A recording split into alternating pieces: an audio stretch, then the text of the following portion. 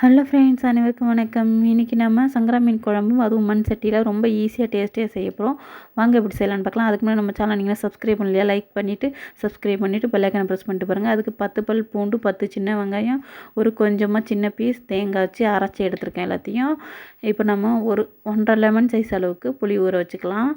நம்ம ஜீரகம் சேர்த்து கூட தேங்காய் கூட அரைச்சிக்கலாம். என்கிட்ட ஜீரகத்தூள் இருக்கிறனால நான் தேங்காய் கூட ஜீரகம் சேர்க்கலை. பூண்டு, சின்ன வெங்காயம் மட்டும் சேர்த்துருக்கேன். அடுத்து நம்ம மிளகாய்த்தூள் சேர்த்துக்கலாம். நான் வீட்டு மிளகாய்த்தூள் 4 ஸ்பூன் சேர்த்துக்கிட்டேன். நீங்கள் தனித்தனியாக இருந்துச்சுன்னா மல்லித்தூள், மிளகாய்த்தூள், ஜீரகத்தூள் அப்படின்னு சொல்லிட்டு சோம்புத்தூள் கொஞ்சம் சேர்த்துக்குங்க. அடுத்தது அதில் உப்பு சேர்த்துக்கலாம். 2 பெரிய சைஸ் தக்காளி சேர்த்துக்கலாம். அடுத்து அரைச்சி வச்ச விழுதெல்லாம் சேர்த்துக்கலாம். தக்காளி நல்லா கரைச்சி விட்டுக்கலாம். பச்சை மிளகா 2 சேர்த்துக்கலாம். இதுமாரி அப்படி நம்ம கையாலே மடக்கி விட்டுக்கலாம். விட்டுட்டு அதுக்கப்புறம் ஜீரகம் சேர்த்துக்கலாம். ஒரு 1/2 டீஸ்பூன் அளவுக்கு ஜீரகம் சேர்த்துங்க. உங்கள்கிட்ட ஜீரகத்தூள் இல்லைனாக்கா நம்ம மசாலா அரைக்கிறோம்ல தேங்காய்லாம், அதிலே ஜீரகம் சேர்த்துக்குங்க. இப்போ நல்லா நம்ம தக்காளியை கரைச்சி எடுத்துக்கலாம். உங்கள்கிட்ட கல் உப்பு இருந்துச்சுன்னா போட்டு கரைங்க, ரொம்ப ஈஸியாக இருக்கும், நல்லா கரைக்க வரும்.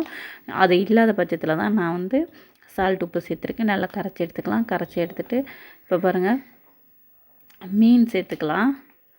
மீனை சேர்த்து நம்ம மூடி போட்டு நல்லா கொதிக்க விட போகிறோம். வாங்க கொதித்ததுக்கப்புறம் பார்க்கலாம்.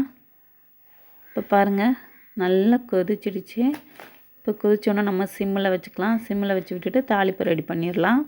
வாங்க, இதுமாதிரி மீன்லாம் ஆனால் உங்களுக்கு உடையாது. ஃபஸ்ட்டே போட்டோமே மீன் உடஞ்சிரும் அந்த ஃபீலிங்லாம் வேணாம், அதெல்லாம் எதுவும் உடையாது. இப்போ வாங்க நம்ம தாளிக்க ஆரம்பிச்சிடலாம். அதுக்கு நல்லெண்ணெய் கொஞ்சம் தாராளமாக விட்டுக்குங்க. ஒரு 5-6 ஸ்பூனுக்கிட்ட விட்டுக்குங்க.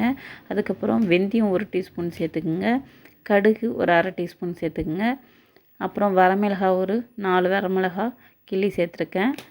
அப்புறம் கருவேப்பிலை கொஞ்சமாக சேர்த்துட்டு சின்ன வெங்காயம், பெரிய வெங்காயம் 2த்தையும் மிக்ஸ் பண்ணி வச்சுருக்கேன். நான் ஒரு 10 சின்ன வெங்காயமும் ஒரு மீடியம் சைஸ் வெங்காயமும் இந்தளவுக்கு நல்லா வறுபட்டதுக்கு அப்புறமா நம்ம குழம்புல சேர்த்துக்கலாம். குழம்புல சேர்த்துட்டு ஒரு 5 நிமிஷம் சிம்மில் வச்சு விடுங்க.